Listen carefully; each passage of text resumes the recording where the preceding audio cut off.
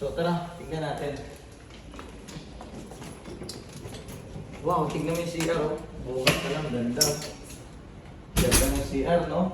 Somerset, Pattaya, Thailand. Tignan naman natin. Tignan mo, meron pa siyang mga lagayan ng mga baso, no?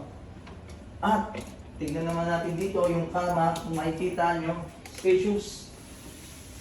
No? Maganda siya at malambot yung ating kama. Sobrang, meron bang ganito sa lugar natin? Talagang itsura Thailand talaga. Purely Thailand ang style niya.